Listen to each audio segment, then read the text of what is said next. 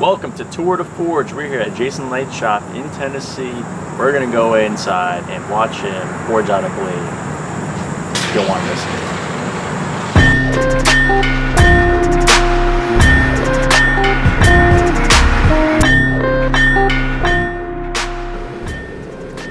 it. So you can see here, this is the forge that Jason works with. He's heating up the steel that he used for this. And this was an interesting day for us because we had just finished our trip down to Pigeon Forge and we're on our way back, and we got a chance to stop in and check out what Jason was going to do. And he just like, that morning, he's like, I'm going to go forge a knife. So we went down to his shop and checked it out. Yeah. We got to see him use his new Big Blue there. Yeah, that's right. It was new when it was only there for a few weeks when we went to go see him. It's really amazing how quickly he forged the tip of this thing. The whole thing in general, but he just, look at that. It's there it is. The tip is right there. It's done. He knows how to use the tools he has so efficiently, and then he can just flatten it out like nothing. And then he's working more now on the body of the blade and the belly portion, shaping it out to what he wants. And then for this part, I think that's the choe of the blade, or it's similar, like near the ricasso area. He used this round bar stock to just put the shape right into it with the press. It was like incredible. Right, that's what you do. It's just so quick.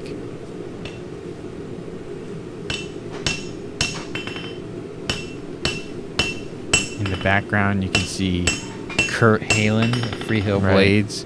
He's his shop mate. And got to shoot some video with him while we're there. And I think the shape of that feature he put into it, the way he hammered it over, like it wasn't that bent when he first started hammering it. Like he bent it quite a bit. I think part of it has to do with the size of that hammer too. That looks like it's a bit of a larger hammer. Yeah. And it just helped shape it that much more, bend it forward a little bit.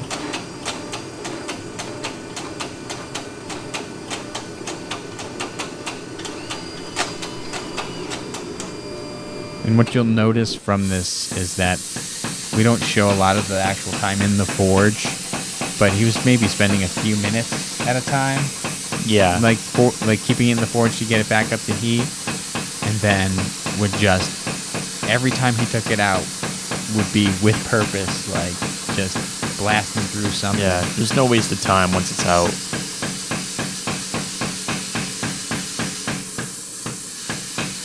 And so here he's forging down the belly part of it, getting it as close to sharp as possible using the power hammer, just tapering down that edge. Yep.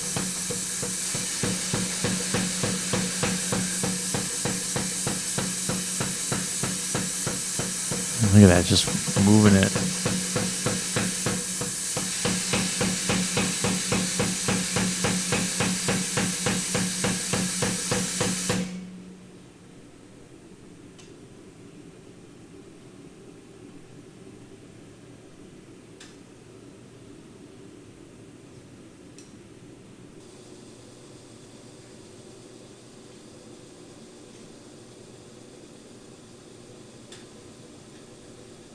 So this was just another shot of his shop, him and Kurt working. I just feel like this is their everyday thing, is they both are working on their own projects. Yeah, and they're right pretty there. much.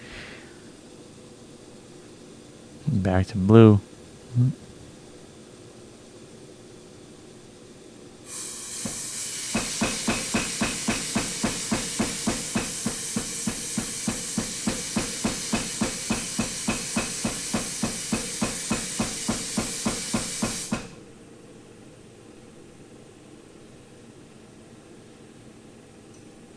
All it takes sometimes is a little bit. You can see the edge is so developed now, and he's got his dog's head style hammer. Yeah. Which I guess is best for that type of planishing work when you're trying to get that edge. tapered down the way you want it.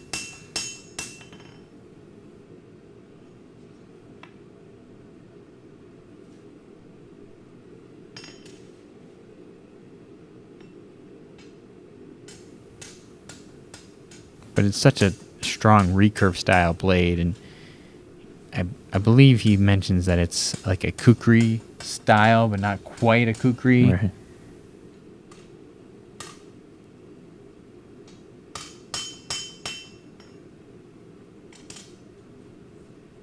It's at times like this, but I wish I could have a camera on his glasses so I could see exactly what he's looking at. Yeah. Because I'm like, what is he hammering? Like, what exactly is he hitting right now that we're not able to see?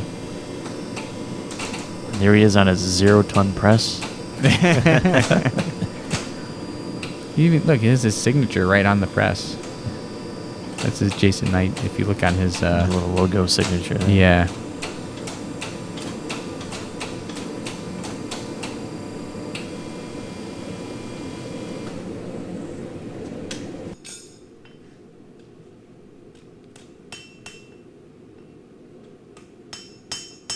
You know, the video is short, and we cut out the forge. Where it's just sitting in the forge. But I mean, look how fast the shape just took. I mean, we were there. We lived it. It did not take a long time. It was less than 2 hours of time. It just, yeah. I mean, it just moved just exactly how he wanted it done, and he made it. And it was just, we both left. We're both in the car, and we're just like, what did we just watch? Like, it's insane that it just went, that's just how it was. Yeah, it just was incredible the way that he worked through that. And I think at one point I felt like quite an idiot because I was like, wow, you really are a master. But no shit. And now you see, there he is. He's taken off the blade part now. Yeah, he's done. So the area that I thought was, oh no, it is still there. So that is the Cho aspect of a Kukri. It's a little slightly different than a normal Kukri design. And here you can hear a little bit of a wobbly sound. They were actually running out of gas on the tank. Like they switched to a different tank after that, like not long after. Oh, yeah.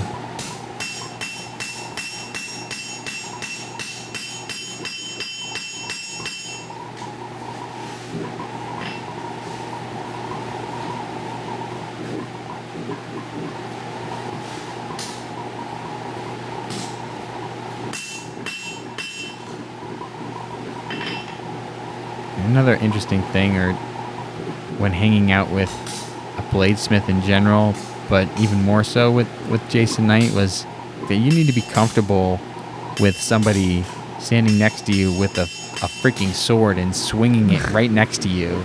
Yes, he came really close once or twice. I was like, oh, he's just like, he's just picking up blades they had just laying around and he's just swinging them. And he's like within a foot of us, but we didn't flinch. We were just standing there like, we trust this guy not to kill us. Like, he's just swinging the sword around. He just would swing it and then like, here, hold it. And then here, check it out. Yeah, try it out. Take a swing. See what you think. It was pretty cool.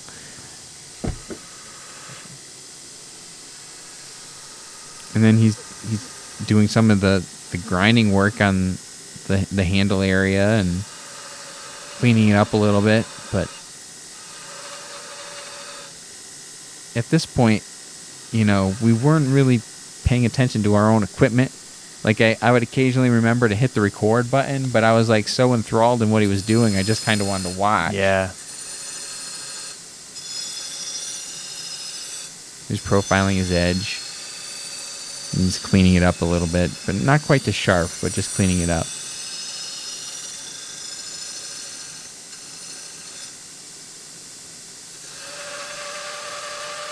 Not really much we can say here. No. He's grinding, but it's... I find myself watching this video, even in editing it all together, not paying as much attention as I was supposed to be for cutting it and just watching it. Yeah. Good. So this is the chopper we forged this morning. It's kind of like a Kukri. A lot of people will make them and go, oh, it's a Kukri. Well, it's just a big recurve. I don't really consider it a Kukri. It's just recurve. Kind of do what I feel like doing on these, and I forge them all the way down to done. So basically I'll drill some holes in this, I'll normalize it a few more times, I'll grind it just a wee bit, and then it'll get hardened and tempered, and then I'll get it finished. But this is what I started with, this bar of 80 CRV2, actually a little less than this to make this. So let's see, maybe it's better. I actually had about this much steel to make this knife. So take off 3 or 4 inches. Drop it. And you want to make it where it's still heavy enough that you can cut with. If you get longer, then you can make it lighter. But when you only have so much length, you want more mass. It's kind of a very simple formula. You know, you don't have to swing it so hard. You can just let the weight take a chop. You know, I'm forging as close as I can get them, but there's always some refining. You know, there's some going back and changing the shape. It's like a lot of times I do these, I forge them really fast, and I don't sit there and try and go back and be like, oh, well, let me play with this for 45 more minutes. I just had, oops, I hit it too hard in one spot, so I had a bump. So I grind a bump off. But if I'm doing an exhibition where everybody's watching me really meticulously push those back in, because you know, it's like when you're done, it's like, hey, there's no grinding. It's just a matter of how long you want to work on something. But the whole idea of forging is to get the shape you want. It's not, well, maybe there's some magic.